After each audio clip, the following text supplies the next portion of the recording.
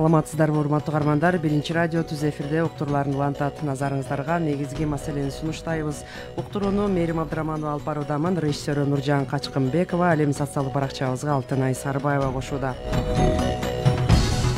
Ышка каршы күрөш уланууда. Түтүндүн пайда болуу себептерин экологдор автоунаалардан бөлүнүп чыккан газдар, борбордук ТЭЦ, жер үйлөрдө жагылган от климат шартына байланыштырып келет. Урматтуу каармандар, кыш ар жылы Бишкекке ышты ээрчитип келет. Быйыл түтүн азайганы байкалып жаткан адистер дагы айтууда. Бир чети ыш адамзатка, табиятты, жер планетасын кечиктирбей сактап калууга чакырык жасап жаткандай дагы сезилет деген пикирлер да бар. Бул ирет уктурууда Бишкектеги ыш менен күрөш кантип жүрүп жатканы тууралуу маалымат алмакчыбыз. Бизде конокторубуз бар. Кыргыз көмүр мамлекеттик ишканасынын өндүрүштүк техникалык башкармалыгынын башчысы Молдахматов Максат Бектемирович бар. Саламатсызбы? Жаратылыш ресурстары, экология жана техникалык көзөмөл министрлигинин атмосфералык абаны коргоо бөлүмүнүн баш кадиси Чыңгызбек Абдымалик уулу бар. Саламатсызбы? Саламатсызбы. Сиздерге ыраазычылык билдирели. Атайын убактыңыздарды бөлүп сунушубузду кабыл алдыңыздар. Урматтуу каармандар, телефондору иштеп жатат. 0502 39 21 90, 0312 39 21 90 номерлары иштеп жатат. Биз болсо маегибизди баштай бермекчибиз. Алгач эле Чыңгызбек мырза, сөздү сизден баштайлы. Мынакей көптөн бери эле көйгөй жаратып келген ыш көйгөйү, мындай күрөш дагы жүрүп жатат. Азыр болсо долбоорлор дагы иштеп жатканы дагы маалымдалып жатпайбы? Анан негизи сиздер тараптан кандай иштер колго алынып, кайсы этапта болуп жатат, маалымат берсеңиз. Саламатсыздарбы, урматтуу радио каармандар, урматтуу кесиптештер. Баарыбызга белгилүү болгондой, өзгөчө кыш мезгилинде Бишкекте бизде абанын булгануусу байкалчу.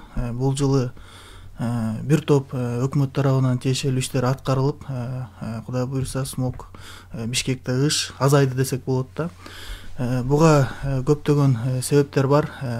Өткөн жылкы ышка байланыштуу Кыргыз Республикасынын министрлер кабинетинин төрагасы Акылбек Үсөнбекович Жапаров тарабынан анын буйругу менен 11 министрлик ведомстводон турган мекемелер аралык комиссия түзүлгөн. Аталган комиссия ишин баштагандан тартып бүгүнкү күнгө чейин 10 отурум болуп өттү. Бир отурум министрлер кабинетинин төрагасынын орун басары Бакыт Эргешевичтин жетекчилиги астында өткөрүлдү да. Анан мурдагы алгачкы жыйындар менен бүгүнкү жыйындарды салыштырып көрсөк, аябай мындай масштабдуу иштер аткарылды да. Бир 40 пункттан турган иш-чаралар планы түзүлүп, дээрлик көпчүлүгү аткарылды десем болот да. Мисалга айта кетсем, Газпром Кыргызстан ишканасы менен биргеликте бүгүнкү күндө 20 400дөн ашуун турак жай газдаштырылды. Бүгүнкү күндө 14 600 ашуун турак үйдүн от казандары бүгүнкү күндө газ менен жылытылып атат да. Буну менен биз Бишкек шаарында 12 000 тоннадан ашык көмүрдү жагууну кыскарттык да. Башкача айтканда 12 000 тонна көмүр жагуу чектелди. Мындан сырткары баарыбызга белгилүү болгондой, Бишкекте абанын булгануусунун дагы бир себеби болуп бул автоунаалар эсептелинет. Өзгөчө жанагы микроавтобустар, оор жүк ташуучу унаалар, ошолор дагы өзүнүн аябай таасирин берип келет да абанын булганышыначы. Муну жокко чыгаруу максатында өлкө жетекчилиги тарабынан аябай мындай жеке тапшырма болуп, автобустар бүгүнкү күндө келип атат. Тагыраак айтсам, бүгүнкү күндө 850дөн ашуун автобус, жанагы чоң автобустар, газ менен жүрүүчү экологиялык таза автобустар келди. Бүгүнкү күндө алар каттап жатат. Бир эле ошол автобус 4 бусиктин ордун алмаштырат экен да. Биздин бөлүм бул боюнча эсептөөлөрдү жүргүзүп чыктык. Бишкек шаарында буга чейин 3000-4000ге чукул дизельный немелер каттачы да, дизель менен жүргөн унаалар. Алардын бул автобустар катташы менен күнүнө 200 тоннага, күнүнө суткасына 200 тоннага жакын дизель майын күйгүзүү чектелди да. Ошолордон чыккан чыгындылар да аябай көп да. Андан сырткары айта кетсем дагы Бишкек жылуулук энергонун 74 от казаны бар. 22 бүгүнкү күндө альтернативдүү энергиянын булактарына өткөрүлдү. Мындайча айтканда газ отундары менен жылууланып атат да. Муну менен бүгүнкү күндө 3600 тонна көмүрдү жагуу кыскартылды да. Бул дагы өзүнүн жемишин берип жатат. Бүгүнкү күндө баарыбыз көрүп атабыз, ыш азайып атат да. Ушундай иштердин натыйжасындачы. Дагы суроо берсеңиздер, көптөгөн иштер аткарылып атат, анан суроо берсеңиздер дагы жооп берем. Азыр биз ушу Максат мырзага да сөз берели. Максат мырза, негизи калкты көмүр менен кандай камсыз кылып жатасыздар? Канча тонна биз керек деп жатабыз? Өзүңүздөрдүн иш кандай жүрүп жатат азыркы маалда? Саламатсыздарбы, урматтуу угуучулар. Кыргыз көмүр мамлекеттик ишканасы бирден бири бул көмүрдү тазалоо жана касуу элге жеткирүү милдеттенмесин алган. Былтыркы 2022 жылга 1 миллион 320 ашыраак көмүр өндүрүлсө, быйылкы жылга салыштырмалуу 1 миллион 310 миң тонна көмүр өндүрүлдү. Былтыркы жылга салыштырмалуу бир 10 миңдин тегеретесинде көмүр азыраак өндүрүлдү да. Бул жана Чыңгыз мырза айтып кеткендей, жанагы да бир экономдоо, газга өткөнүн себебинен да болушу да ыктымал бул маселе. Андан сырткары Кыргыз көмүр мамлекеттик ишканасы көмүргө смог бул көмүргө бир маселеси болот. Бул тарабында мамлекеттик ишканасы бул жанагы көмүрдү байытуу фабрикасын куруу маселесин ошо инвесторлор менен иш алып барылып атат. Мына жакынкы арада биздин Агула көмүр кенинде алганбыз. Ал жерге ошо завод обогатительный фабрика жана байытылган көмүр фабрикасы салуу уже жакынкы арада уже долбоорлор түзүлүп атат. Ошо быйылкы жылда куруусу баштоо күтүлүп атат. Андан сырткары Каракече көмүр кесибине дагы ошол эле салган инвесторлор менен дагы азыр иште сүйлөшүү иштери жүрүп атат. Ал жака дагы фабрика куруу маселеси ал башка башталып атат да. Ал башка көмүр кендердин өсүнө дагы башталат. Бул да болсо кандай бир абага бир жакшы таасирин тийгизет деген эмедебиз. Байытылган көмүр болсо да азыраак таасирин тийгизет жаман жагынан. Ушундай иштерде. Негизи ошо инвестор табылган да? Инвестор, кытайлык инвестор табылган. Мына бүгүнкү күндө Агула көмүр кенинде азыркы техникалык долбоору азыр түзүлүп атат. Алар өзүнүн жактагы ишканасындай кылып куруп берсе керек. Ал жакта да бар да.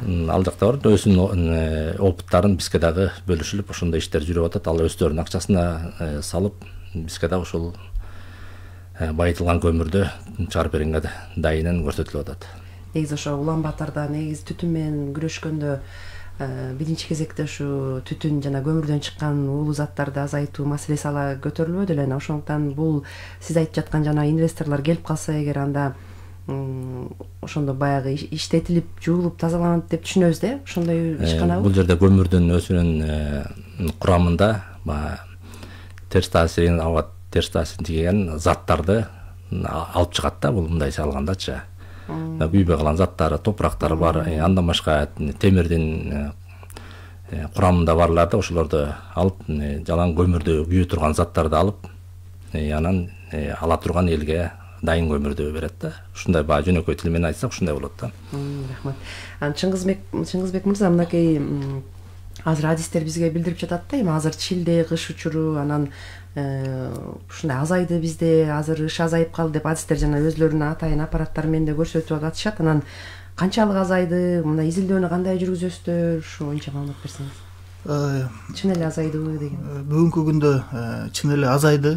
Муну жанагы эл аралык жанагы уюмдар бар бизде, абанын деңгээлин ченеп турган алардын приборлору бар атайынчы. Мисалга айтсам, ошол эле IQR деген сайт бар да биздечи. Ошол сайт менен каалаган жаран, каалаган убакта кирип абанын сапатын көрө алат да. Муну акыркы айларда биз ошо мониторинг жүргүзүп атабыз. Биздин көрсөткүчтөр, мисалы бүгүн эле 45-орунда турат экенбиз да. Бул деген канааттандырарлык дегенди билдирет да. Канчанчы орунда элек? Өткөн жылдары, ага чейинки жылдары баарыбыз билгендей биз алдыңкы 10-дуктан такыр эле чыкпай койгонбуз чынында.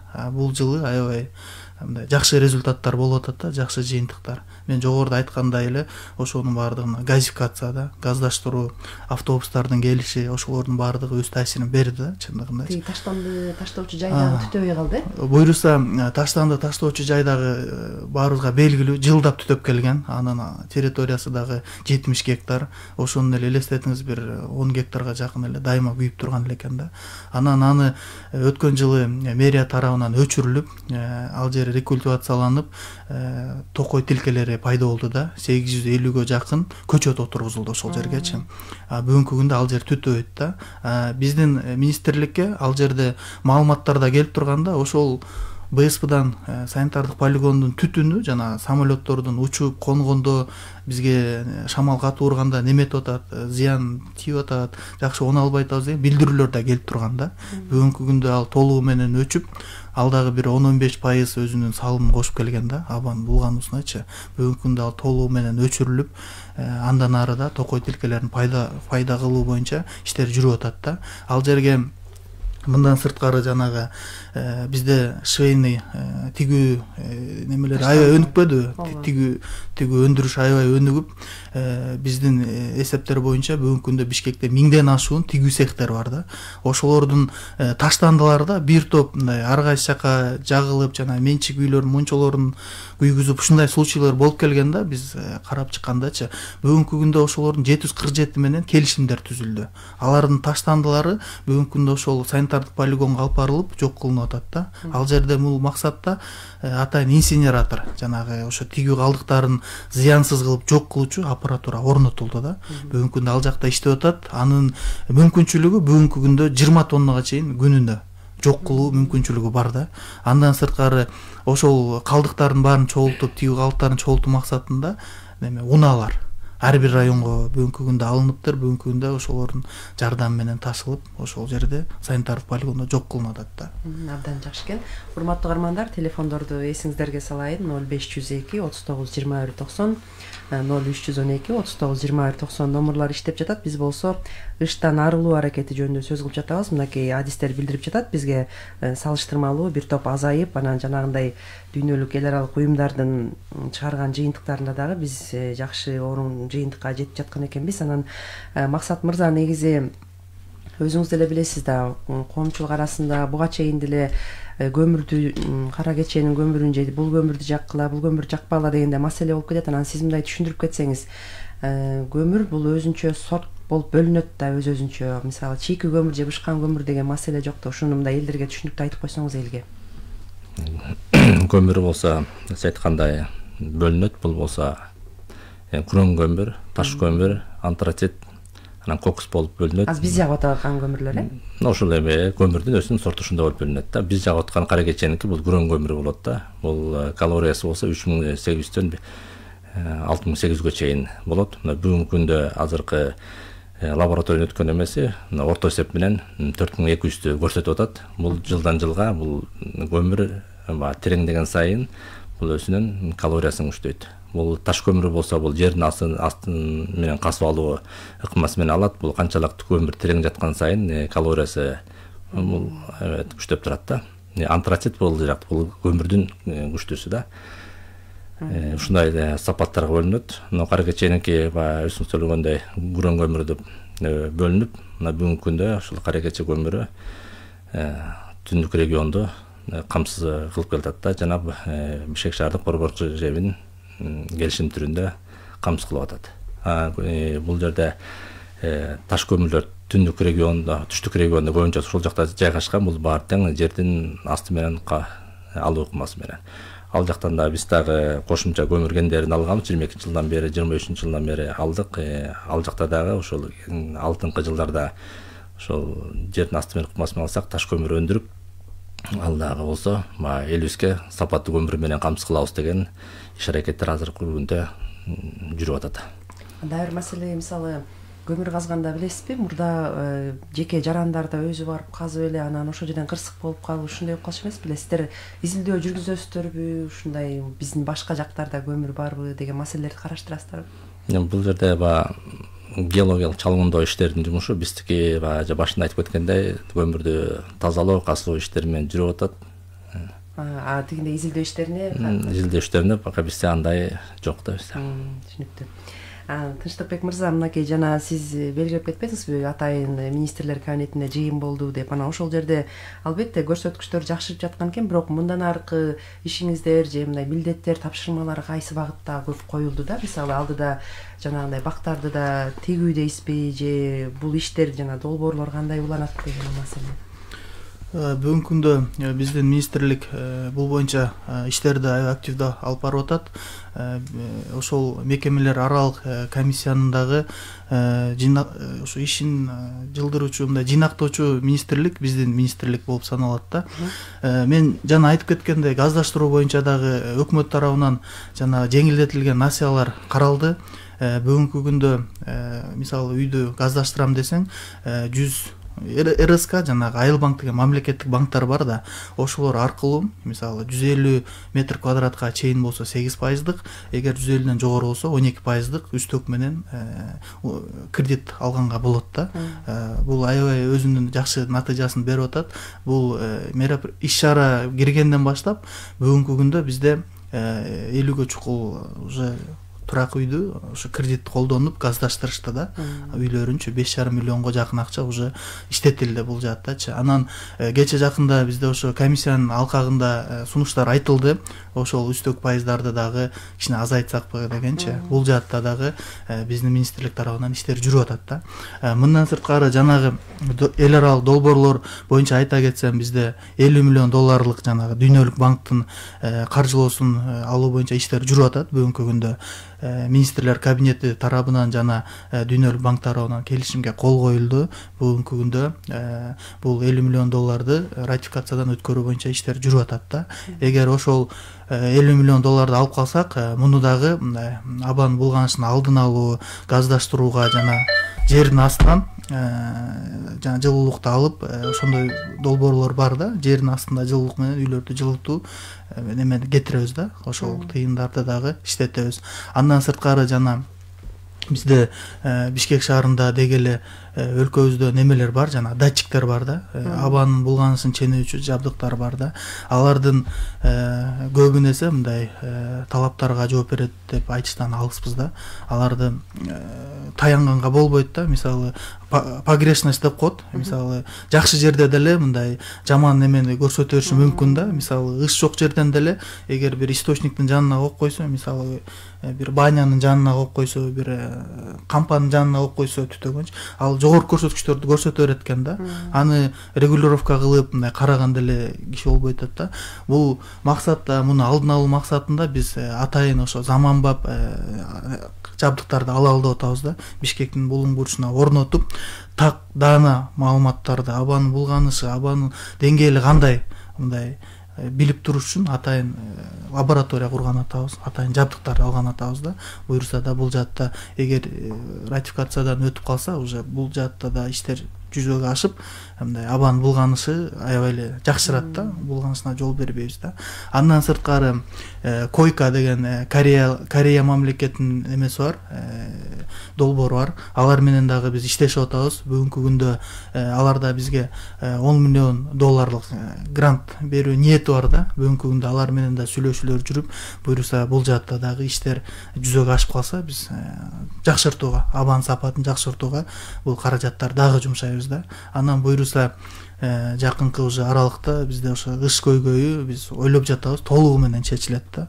Бул жылы результаттарды өзүңүздөр деле көрүп атасыздар. Ушундай эле биз темпте улантабыз.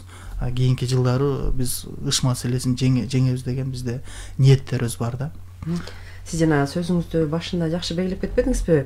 Жана Таштанды талаасынын айланасында жашылдандырган бактарды теккен, анан негизи сиз айтып жаткан ушул долбоорлордун арасында да ушул киргизилгенби? Мисалы башка зоналарчы кандай болот деген? Бизде Бишкек боюнча эле эмес, өлкө боюнча бизде биздин министрибиз Мелис Жусупжанович тарабынан тапшырма берилген. Жерлерде бизде түзүмдүк бөлүмдөрүбүз бар. Аларда бул жаатта Бишкекте эле эмес, жерлерде да иштерди алып баруу боюнча тапшырмалар берилген да. Мисалга айтсам, бизде жашыл мурас өнөктүгү жүрүп атпайбы? Жыл сайынча ар бир жарандан бир бак дегендейчи. Мисалы өткөн жылы бул өнөктүктүн алкагында 7,5 миллионго чукул бак эгилди. Буюрса бул жылы дагы 8 миллиондон ашып дагы көрсөтүлүп атат да, жакшы жыйынтыктардычы. Анан ошол жана жогоруда айткан $50 миллион алкагында дагы бизде жашыл зоналарды, жашыл аймактарды түзүү боюнча да немелер бар да, компоненттер бар да. Ошол каражаттар алынып калса, өзүнчө мындай жашыл аймактарды, жашыл коридорлорду түзүп, ушундай иштерди алып барабыз да. Жакшы экен, урматтуу угармандар, телефондорду эсиңиздерге салайын. 0502 39 21 90, 0312 39 21 90 номерлар иштеп жатат. Биз болсо ышка каршы күрөш тууралуу маалымат алып жатабыз. Биздин суроолорубузга болсо Кыргыз көмүр мамлекеттик ишканасынын өндүрүштүк техникалык башкарманын башчысы Молдакматов Максат Бектемирович жооп берип атат. Ошондой эле жаратылыш ресурстары, экология жана техникалык көзөмөл министрлигинин атмосфералык абаны коргоо бөлүмүнүн баш кадиси Чыңгызбек Абдумалик уулу жооп берип жатат. Суроолоруңуздар болсо байланышка чыксаңыздар болот. Жакшы көрсөткүч, адистер болсо бизде ыш азайып калганын белгилөөдө. Максат мырза, мынакей Бишкек жылуулук электр борборуна көмүр жеткирүү маселесин кандай чечип жатасыздар? Азыр жетиштүүбү? Жалпысынан канча тонна керектелет ал жака? Кайсы жактардан алынат? Быйылкы жылы токтомдун негизинде ТЭЦте өзүнүн 1 миллион 200 миң көмүр керектелсе, анын 600 миңи кабак көмүрү бассейни, бул ата мекендик көмүр, 50 миң тоннасы бул таш көмүрдөн. Калганы болсо коңшу мамлекет Казакстан көмүрү келет. Бүгүнкү күндө биз договор келишим түзүлгөн, келишим негизинде графиктер түзүлүп, графиктин негизинде бөлүшүп, күз-кыш мезгилинин аягына чейин деп графиктер түзүлгөн. Ошол негизинде көмүрлөр жеткирилип атат. Келишимде бул жерде көмүрдүн сапаттары боюнча өздөрүнүн требованияларын көрсөткөн. Ошол негизинде ар бир келген партиядан да коосу, келген партиядан лабораториялык анализдер жүргүзүп, ошол негизинде көмүрдү алат да. Бүгүнкү күндө ошол көрсөткүчтөрдү биз ошол чектеге келип атабыз, биз ашкан жокпуз да. Андан сырткары бул өзүнүн көмүрдүн сапаты болсо, жаңы долбоор түзүлүп атканда, андан кийин дагы биз лабораториялык анализдер жүргүзүп, бул жерде өзүнүн чектелүү көлөмдө зыянын тийгизбеген нормалар бар. СНИПте коет, ошол чектен ашылбаган тартипте келип атабыз да. Бүгүнкү күндө биз көмүрдүн ушул 600 миңден ушул жарымынан көбүн азыр биз борбордук жепке киргизип бүттүк. Муну болсо эми апрелдин айына чейин толугу менен жеткиребиз деген милдетибизди аткарабыз. Бул жерде көмүрдү жалгыз эле Кыргыз көмүр жеткирген жок. Бул жерде кабак көмүр кендеги жеке ишкерлер бар. Ошол эки менен биргеликте консорциум түзүп алып, ошол менен биргеликте жеткирип атабыз да. Эки тараптуу иштеткенсиз. Бул жерден жалгыз Кыргыз көмүр ошончолук жете албайт. Бул Кыргыз көмүрдүн жеке эле Бишкек борбору эмес, бул калкты жана бюджет мекемелерди дагы түндүк региондогуларды камсыз кылуу иштерин жүргүзөт да. Бул жерде элге кесек көмүр, көбүнчө кесек көмүр керек болсо, ошол экинин 90%-ын кара кече көмүр кесиминен өндүрүлөт да. Жанагы ушул айтып жатпайсызбы, жакшы быйыл текшерилип, лабораториядан текшерилет деп атпайсызбы? Анан сиздер өзүңүздөр тыйыл өндүрүш жактан чыгып жатканда көмүрдү мындай ошонун процессинен айтып бересизби? Мисалы кандай текшересиздерби же кантип казасыздар? Ал жакта жанагы адистер жана сиз айткан белгиленген көмүрдүн сортторун кантип карап чыгасыздар? Мисалы биз күрөң көмүр деп жатасыз, ошол жерден казылат да. Бул болсо башында геологиялык чалгында жүрүп атканда, ошондо көмүрдүн сапатын ошондо текшерилген. Бүгүнкү күндө дагы ошол экил көмүрдү дагы биз алып келгенде күнүнкү партиясы жана айтып кеткенде Бишкек борбордук жебинден лабораториясынан ар бир партиядан текшерилип, жыйынтыгын берип турат. Ошол если бул жерден ошондой эме чектөөдөн ашып кете турган болсок, бул жерде штрафтар көрсөтүлгөн. Ошол себептен биз дагы көмүрдү таза алып чыкканга дагычы иш аракеттерди кара кече кесиминде жумушчулар ошол эки менен баардыгын кылдаттык милдетин аткарышат да. Кандай учурда мындай көбүнчө бир ишиңиздер кандай десек, мындай үзгүлтүккө учурап, тобокелчиликтер кандай деген маселе да? Кээде болуп калат го, бир көмүр ташылбай же мындай айдоочулар дагы өзлөрүнчө нааразы болуп, ушундай учурлар чыгып калганда мындай кандай учурда ошондой болот да? Мисалы эртеле да келишимдерди эртеле түзөсүздөр да. Бул болсо ар бир жылдын күз кышым бүткөндө эле токтом чыгат. Ошо токтом чыгып эле ошо негизинде келишимдер түзүп, кандай келишимдер түзгөнү менен эле биз дагы ошол ишти аракеттибизди кылабыз да. Буга чейин сиз айтып кеткендей токтоп калууда болчу. Анан өзүңүздөр белгилүү болгондой 22 жылы биз кошумча көмүр ташуу унааларын ээлүүнө алганбыз. Ошолор дагы бир топ бизге салымын кошууда. Абдан жакшы экен.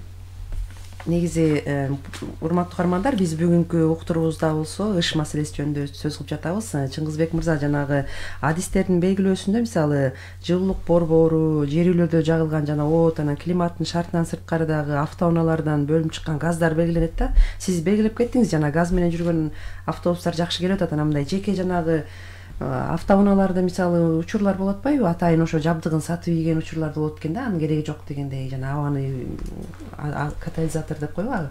Ушул маселеге кандай карайсыздар? Дүйнөлүк банктын Дүйнөлүк банктын изилдөөлөрү бизде бар. Алардын изилдөөсүнө караганда ошо сиз айткан автоунаалар экинчи орунда турат да. Биздечи абанын булганысы боюнча өзгөчө жанагы дизель менен жүргөн чоң машиналар, чоң жүк ташуучу машиналар, бусиктер да, ошолор абанын булганышын аябай эле чоң таасирин тийгизет да. Андан сырткары сиз айткандай ошо жеңил унаалар дагы аябай өзүнүн таасирин тийгизет. Мисалы Бишкек шаарында жалпы Кыргызстан боюнча 1,5 миллионго жакын автобус, унаалар, жеңил унаалар катталган болсо, анын 500 миңге жакыны Бишкек шаарында катталган да. Анан региондордон кирип чыккан кошкондо бир топ эле унаалар Бишкек шаарында жүрүп турат да. Анан мунун айынан бизде жана жол тыгындары пайда болуп, унаалар турганда эле, жай турганда деле аябай иштейт да. Ошондо дагы сиз айткандай ошо зыяндуу заттар көп чыгат экен да. Туура айтасыз, бизде Кыргызстанда көпчүлүгү эскилиги жеткен унаалар, ошо катализаторлорун айрым ошо жарандар алып, ошентип ушулар чындыгында бар.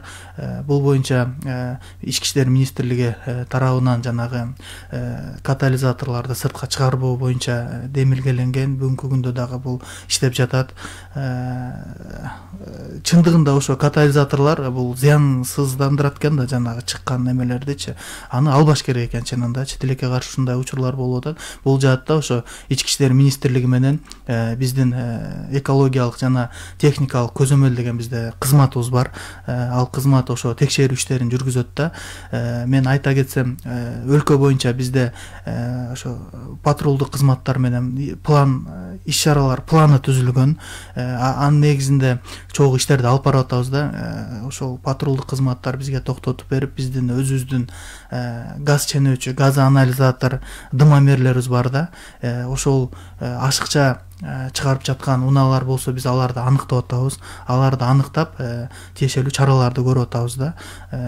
Отчеттук мезгилде өткөн жылы 225 миң сом айыптык чаралар көрүлдү да. Өз кезегинде Ички иштер министрлиги дагы өз тарабынан тиешелүү чараларды көрүп, алар дагы 6 миңден ашык протоколдор толтурулуп, биргеликте анан тиешелүү айыптык санкцияларын көрүштү да. Андан сырткары бүгүнкү күндө дагы биздин кызматкерлер жерлерде, аймактарда иштеп атат. Кыргыз Республикасынын укук бузуулар жөнүндө кодекс бар. Ага ылайык жанагы ишкердик субъектилер болот да. Кандай гана ишкердик субъекти болбосун, алар абага булгануучу заттарды чыгара турган болсо, жанагы чаң газ улоочу орнотмолорду милдеттүү түрдө орнотуш керек. Эгер ал талаптар сакталбаса, алар дагы ошо абанын булганышына алып келип атат да. Бул жаатта биздин кызматкерлер 82 ишкердик субъектини текшерүүгө алышкан өткөн жылы. Анын негизинде 230 берене негизинде чыгашаларды, нормаларын бузгандыгы үчүн 2 миллиондон ашык акча айыптык санкциялар каралды да. Бул жаатта дагы иштер жүрүп атат. Андан сырткары жергиликтүү бийлик өкүлдөрү менен биздин жерлерде да иш пландарыбыз түзүлдү. Ага ылайык жанагы мончо, кичинекей банялар бар го, ошолорду жаккандарды, жанагы синтетикалык тыюу салынган каражаттарды жакпоо боюнча рейдтер жүрүп атат да. Мисалы эле алсам, Бишкек шаарында дагы биздин кызматкерлер иштеп атат. атат. Күн сайын тапшырма берилген, күн сайын чыгып ушундай мыйзам бузууларды алдын алуу боюнча иштерди алып барылат экенчи, бул боюнча дагы иштер тынымсыз жүрүп атат да. Чыңгыз мырза, ушул жерден дагы бир маселе бар да, мисалы ишкерлерге билесиз да мораторий киргизилген текшерүү, анан сиздер кандай кылып текшересиздер же бирөө кайрылыш керекпи ушундай жагып атат деп? Биз сиз айткандай текшерүүлөргө бизге мораторий киргизилген. Биз пландан тышкаркы текшерүүлөр жүргүзүп атабыз. Биздин атайын бөлүмдөр бар. Маалымат каражаттарындагы анализ кылабыз. Эгер маалымат каражаттарына чыкса же бизге арыз менен кайрылуулар болсо, биз ошолорго ыкчам реакция кылабыз да. Ошол кайрылуулар негизинде биз текшерүүлөр жүргүзүп атабыз. Сиз айткандай пландуу текшерүүлөр жүргүзбөй элек бүгүнкү күндө. Пландан тышкаркы гана текшерүүлөр жүргүзүп атабыз. Анын ичинде жанагы ошо арыздар көбүнчө бизге ошол заводдордон келет, жанагы завод фабрикалардан, банялардан келет. Мисалга айта кетсем, жал жанагы Аламидин жогору жагында кирпичный заводдор бар да, ошол жактан бизге арыздар келет. Арыздын негизинде биз аларды текшерүүгө алдык. Көбүн эсе жанагы чаң, газ тазалоочу орнотмолору жок, ПГУлары жок. Ошол негизинде биз аларга айыптык санкцияларды карап, ишмердүүлүктөрүн токтотуп атабыз да. Ошол эле жана социалдык түйүндөргө чыккан Алькони, Викинг деген эс алуучу жайлар, ошолордун бардыгын биз Минэконом менен макулдашуу алып, текшерүү жүргүзүп, ошол чаң, газ тазалоочу орнотмолор жоктордун ишин жаап атабыз да. Бүгүнкү күндө пландан тышкаркы текшерүүлөр негизинде гана. Негизи ушул сиздердин аракетке, ишиңиздерге жеке жарандар өзү кандай салым кошо алышат? Мисалы ошол эле тыюу салынган бизде заттар бар да, синтетика, ошол эле текстиль калдыктары, ошолордун жакпай көмүр жакса болот, көмүрдө тыюу салынган эмес, бирок ишмердүүлүк жүргүзгөндө сөзсүз түрдө жана чаң, газ тазалоочу орнотмолор болуш керек да. Бул орнотмолор ошол чыккан зыяндуу заттарды машинанын катализаторундай эле да тазалайт. Ошолорун эле коюп койсо эч маселе жок да. Абада булганбайт, бизде да маселе болбойт да. Ошон үчүн биз суранып кетет элек, көбүн эсе ошо ишкердик субъектилер ишкердик жүргүзгөндө алар абага булгуучу заттарды чыгарат, көбүн эсечи чыгарат. Ошондуктан милдеттүү түрдө мыйзамда да каралган, бизде экология коопсуздук боюнча техникалык регламент бар. Ошонун 10 беренесинде конкреттүү түрдө жазылып турат да. Абага булганчу заттарды чыгарган ишкердиктин кандай гана түрү болбосун, мамлекеттикпи, частныйбы, милдеттүү түрдө ошол чаң, газ тазалоочу орнотмолорду орнотуш керек. Анан тынч иштей. Анан ал тазалайт экен да, фильтр экен да. Милдеттүү түрдө коюш керек ошон үчүн. Ал жаптык өтө кымбат эмеспи? Кымбат деле эмес, эми ишкердик субъектилерде обороттор бир топ эле да. Эми ал бир чаң, газ тазалоочу орнотуп койсо, анын ишмердүүлүгүнө биз маселе да болбойт да. Биздин абабыз да булганбайт. Өздөрүнө да жакшы иштеген. Максат мырза, мынакей көбүнчө азыр мурда эсиңизде болсо керек, көмүр Чилде учурларында бир көмүр тартыштык болуп, мындай эл дүрбөлөңгө түшкөн учурлар да болгон да. Анан кандай учурда ушундай маселе жаралат? Анан азыр мындай кооптонуубузга негиз жокпу же көмүр мындай калкты жетиштүү камсыздалып атабы? Бул жерден буга чейин чындыгында ушундай болуп келген, жылдан жылга бир айтканда опыт алып дегендей, жылдан жылга бунун тажрыйбалуу болуп, көмүр тазалоо ишти эртерээк башташ керек да. Бул жайкы мезгилде көмүрдү аспай, ошо көмүрдү тазалап кышка дайындаш керек. Бул 22 жылдары ушундай иш чараларды көрсөтүп, көмүр тазалоо иштерин эртерээк башталганбыз. Ошон 23-жылдагы ошо улантылып, быйылкы жылдагы өсүңүздөр маалым болгондой кыштагы жылууге болуп, көмүр отуну дагы ажиотаж кылбай, элдер убагы менен алышты.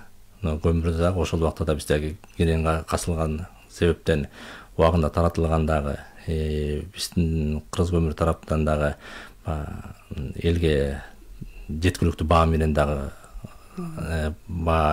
топ базаларды уюштурулуп, ошол негизден дагы быйылкы жылы көмүр отуну өтө кымбаттаган жок. Көмүр да кенен болду. Мындан аркысын техникаларды көбөйтүп, ошол эмен ажиотаж кылбай, элдерди жеткиликтүү баа менен камсыз кылуу максатында иштерде жүрүлүп атат. Кошумча техникалар, өздүк техникалар алынып атат.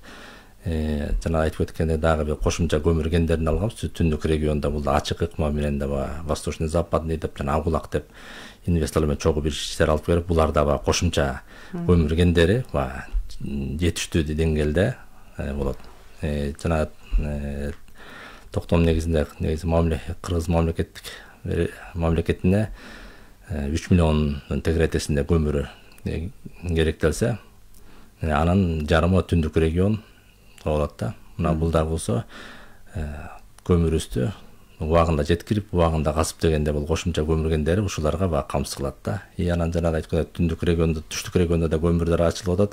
Бул да көбүнчөсү түштүк региондо баасы кымбат болуп атат. Бул дагы баасын түшүрүү ыкмасы элге жеткиликтүү баа менен камсыз кылабыз деп ушундай иш аракеттерди алып барып атабыз.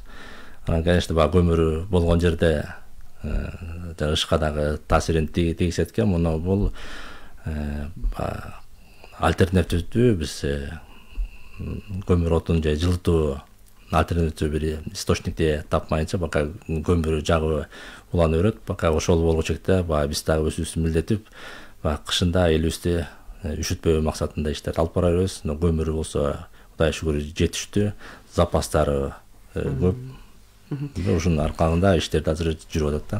Сиздер деле четте калбай иш маселесин ойлонуп, ошо инвестор таап аракет кылып аткан турбайсыздарбы? Анан албетте сиз айткандай көмүрдү такыр жоюп коюу да мүмкүн эмес да, азыр көпчүлүгү көмүр жагат дегендей.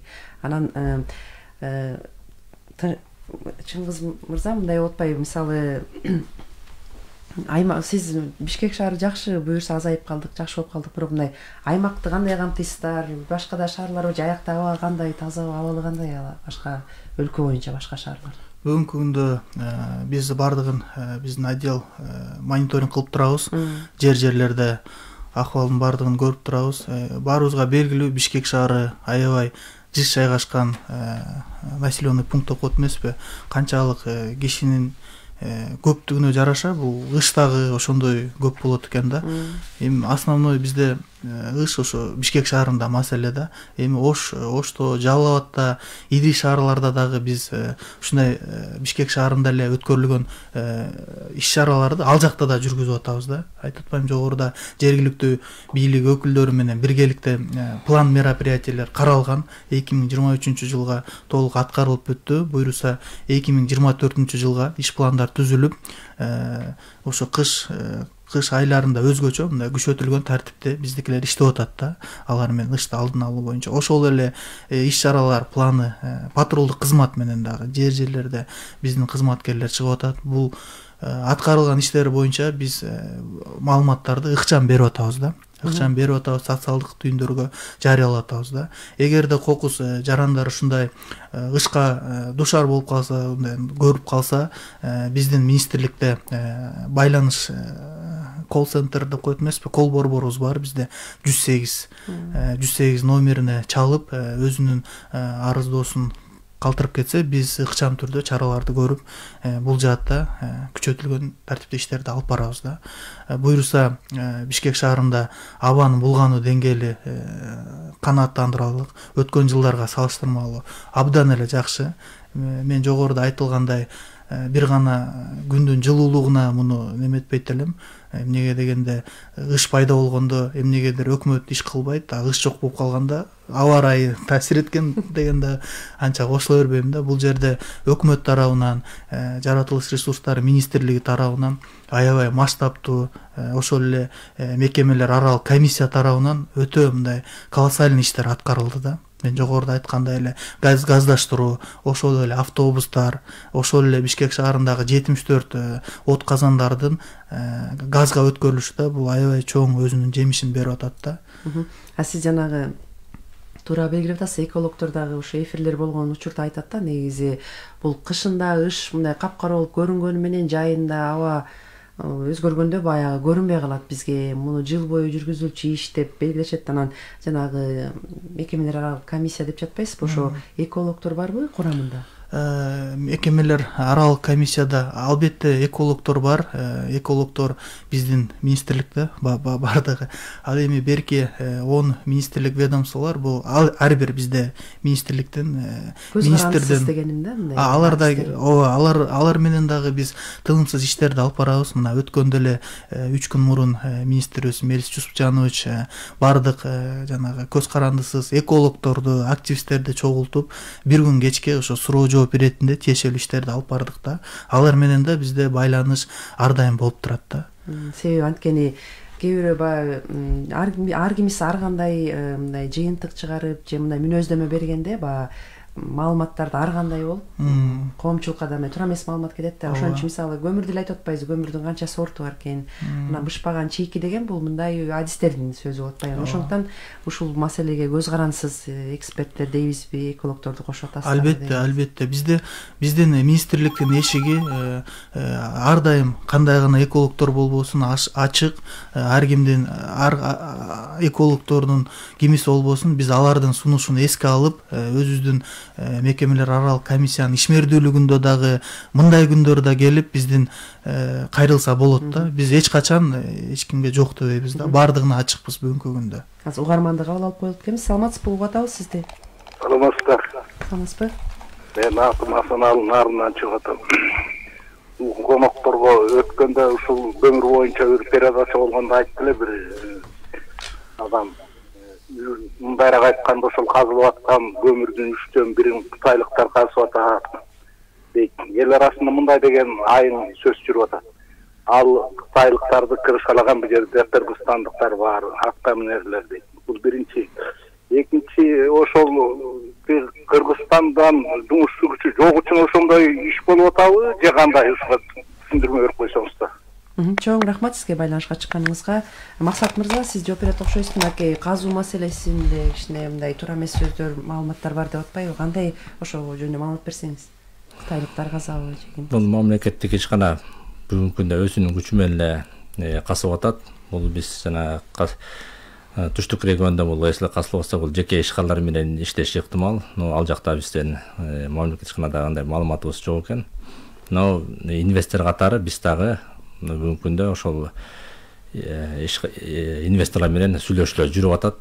Жана жердин астын ыкма менен түштүк региондо дагы алган көмүр кендери менен касуу боюнча иш алгаганда иштери жүрүп атат. Муну келишим ошол келишимге если биз ойлогондой сүйлөшүүлөр жүрсө, бизге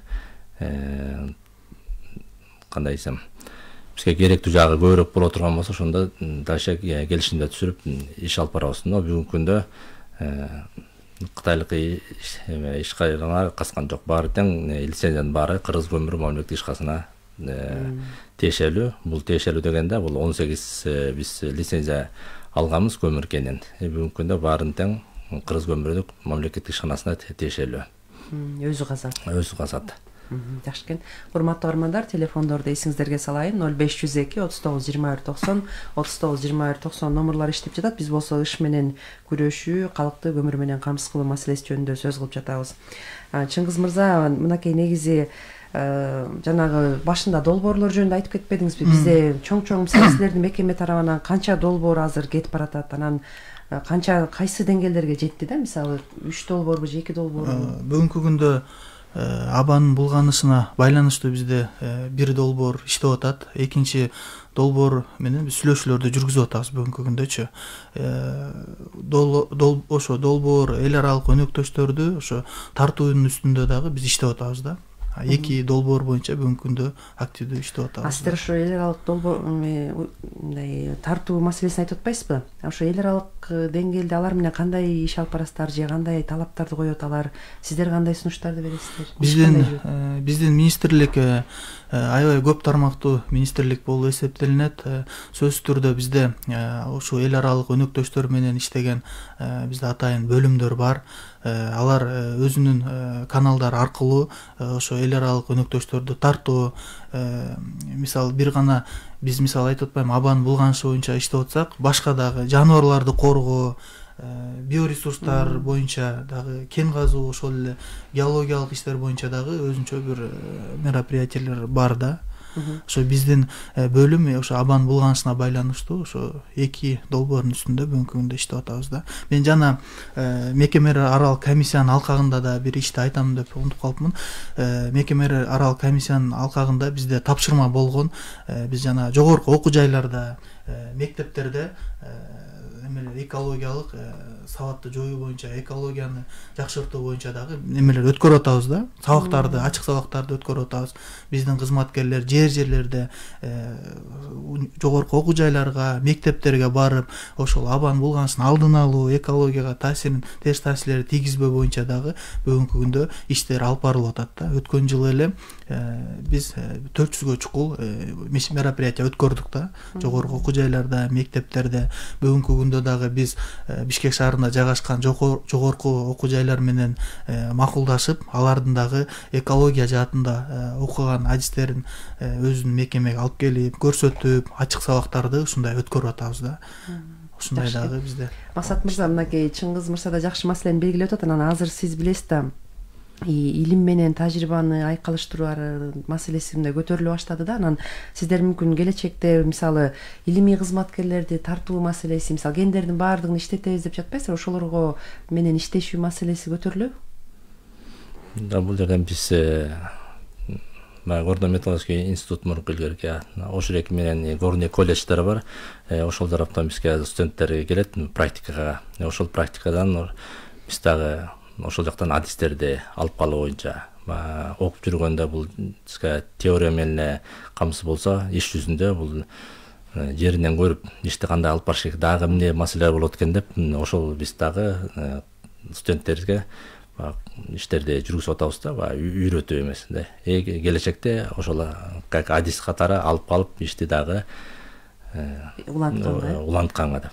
Негизи ушу бизде окумуштуулар көп да, кандидат наук окумуштуулар аябай көп да. Анан ошолор мындай сиздерге өздөрүнүн сунушу мененби же мындай кандайдыр бир кеңеши менен дейбизби, келип мындай катышабы иштериңиздерге же андай жокпу катыш? Биз бул жерде ассоциация горно промышленных дегенде бизде мүчөбүз. Ал жерде дагы ардактуу ветерандар бар, ошо тоо кен жагындагы адистер, канча көптөн жылдан бери опуттуу аксакалдарыбыз бар. Алар менен чогуу биргеликте биздин ишмердүүлүгүбүзгө баа бере турган ошол аксакалдар менен дагы чогуу кеңешип, алардын дагы биз дагы опуттарын бөлүшүп турушат. Биз дагы ошолор менен жараша ишибизди алдыга алып, кемчиликтерди ошо жойгонго аракет кылып турабыз. Жанагы азыр билесиз, сиз өзүңүз да жакшы айтып атасыз. Бүт эле өлкө боюнча бүт эле техникалар алынып атат. Көзүңүз көрүп атпайсызбы, кайсы тармак болсо эле келип атат. Анан сиздердин өзүңүздөрдө техникаңыздар жетиштүүбү? Анан заманбап мындай казган техникаларыңыздар, мындай планыңыздар кандай? Барбы, ал жетиштүүбү ал жакта? Бул жерден өзүбүздүн техникабыз албетте жетишсиз. Мына жылдан жылга тоо кен техникаларын, атайын техникаларын алынып атат. Мына жакында эле баары тең дизелдик экскаваторлор болсо, мына бул жерден дагы бирден бир эмес, электр экскаваторлорду да ошодо караштырылып атат. Жана унаалары топуракты ташыч эле азыр бул жерден конвейерлик лентаны коюу маселе, ошорек менен жеткирүү, ошо менен топурак ташуу маселелери көрүп, мына жана кытайлык инвесторлор келип көрсөтүп кетти. Мына азыркы өзүңүздөр эме да бир маалымат, биздин жетекчилик тарапта ошо Кытай мамлекеттик инвесторлор менен чогуу азыр иш алып барылып атат. Ал жерден конвейерлик лента болсо 3 километр, 4 километр ошол жер менен топурак ташуу, ал жерден да техника жүргөндө дизелдик техникалар азайып, жалаң электричество өтсө, бул дагы болсо зыяныбызга, абага берген зыяны жана финансылык, экономикалык жактан да бир чыгымдарды азайтат да, ошондой дагы бир иштерди жүрүп атат. Анан жердин асты менен ыкмага бул башкача тоо кен техникалар колдонулат. Ага жана айтып кеткендей инвесторлор менен сүйлөшүүлөр болуп атат. Кандай техника келет, ошолор менен эсле сүйлөшүүлөр жыйынтыгына чыгып калсак, бизден положениябыз бар. 30га 70, 40-60 деген ошолор маселелер инвесторго жакса, бизге мамлекеттин кызыкчылыгын биринчи очередде эске алуу менен келишим түзүлүп калса, анда ошондой заманбап техникалар менен иштеп иншалла алып барабыз деп атабыз да. Түйшүк да жеңилдейт да. Канча мисалы жана сиз айткан заманбап ташуулар болсо. Буюрса. Чыңгызбек мырза, мынакей анан ушу сиздер азыр мына көптөгөн иштерди айтып бердиңиз, акырындан жылыш болуп атыптыр, анан долбоорлор ишке ашып аткан экен. Анан ушул жерден эми жарандар адис катары кандай ойлойсуз? Жарандар эмнени эске алыш керек? Анткени жарандардын да салымы маанилүү болуп турбайбы? Мына эл аралык мекемелер аралык комиссия болуп жалпылап иштеп аткан экенсиздер. Анан алар дагы сиздерге эле тиешелүү бул маселе деп койгон жери жокпу? Кайдыгер караган жери жокпу? Жок, биз өткөндө ошо министрибиз Мелис Жусупжановичтин жетекчилиги астында ошо бардык экологдорду чакырганбыз. Ошол көз карандысыз экологдор аябай көп экен чындыгындачы. Бизде бардыгы ошо экология дегенде көз жасымда калтырбай, биздин чакырууларыбызды четке какпай бардыгы келип катышып беришти да. Мындай бизде мероприятие өткөн жылы да уюштурулган болчу. Биз ошо жыл сайын бул адат кылып алдык да. Бул жылы да өткөргөндө аябай көп экологдор келди чынындачы. Кайдыгер эмес жарандарыбыз да бизде көп экен да чындыгындачы. Биз алар менен бардыгы менен мамиле түзүп, айрымдары менен меморандум түзүп кызматташуу боюнчачы алардын дагы өзүнүн сунуштарын бардыгын эске алып атабыз да. Мисалга айтсак, биздики абанын булганы суу боюнча иштеген бөлүм болсо, берки биоресурстары бөлүмү менен иштеген экологдор алар менен да карым катнаш түзүп, мындай көп багытта биргеликте иштерди алып барып атабыз да. Алардын да бизге аябай мындай чоң жардамдары тийип атат чындыгындачы. Алардын сунуш пикирлерин эске алып, биз алардын бардыгын ошол ышты чечүү, эми өзүнүн багыт боюнча айтып атам да, ышты чечүү боюнча немелерге алып чыгып атабыз да. Аябай алардын да сунушу бизге чоң жардам таасирлерин берип атат да чындыгындачы.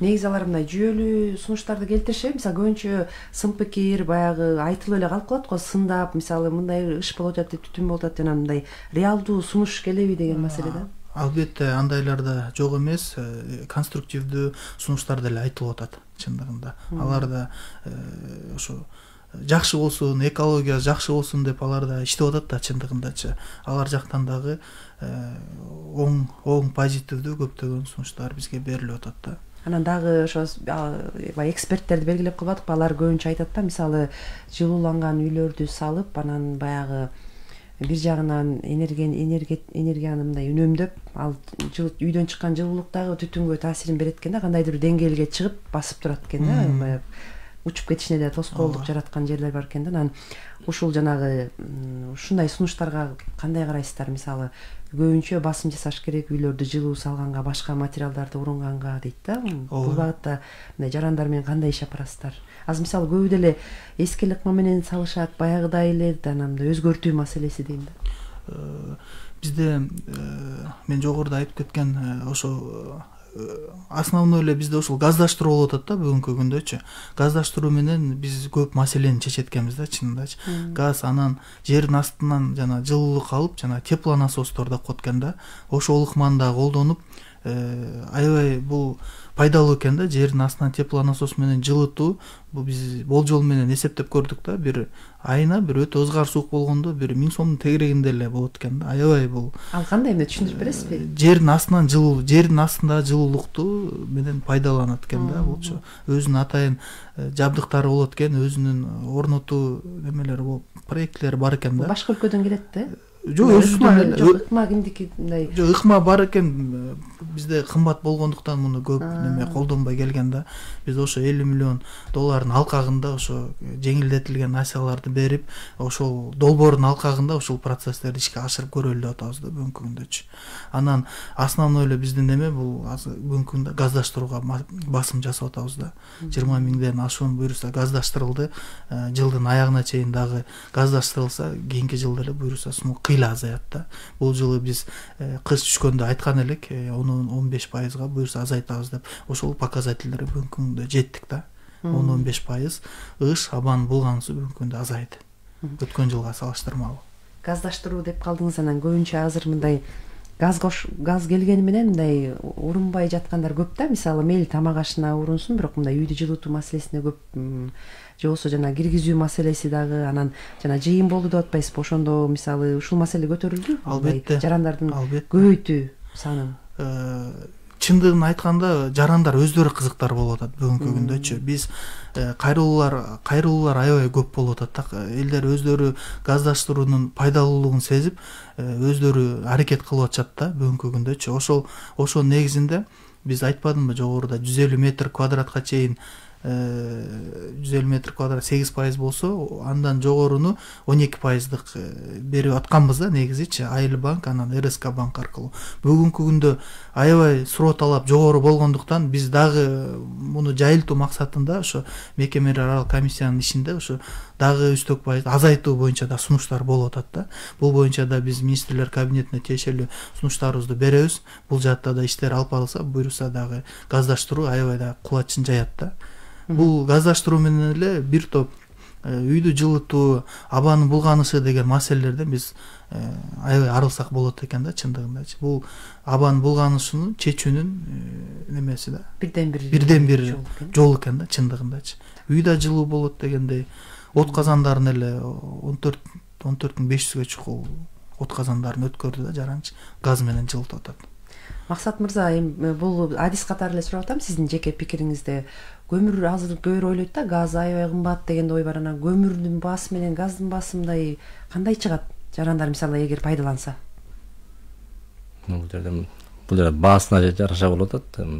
Биз деле мамлекеттик ишканасы баага деле көп эме кылып салымын кошкону, биз убагында көмүрдү касуу, жеткирүү, анан өстүн топпаза алып, келген бааны эле коюп берүү менен биз дагы ушу бааны азайтып берсек. Коюп берет да сиздерге монополия каршы. Биз көмүрдүн жеринен болсо антимонополия менен бекитип алабыз.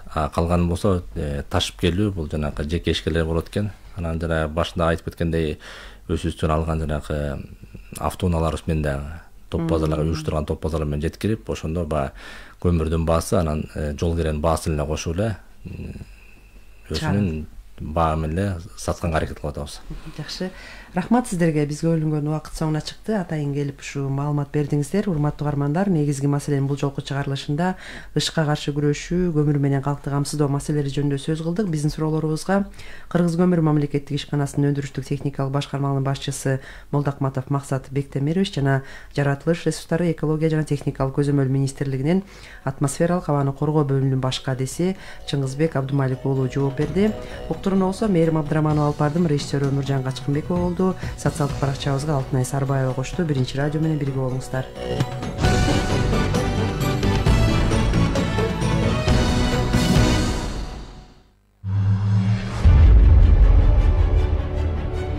Мамлекеттик ипотекалык компаниянын уставдык капиталы 2000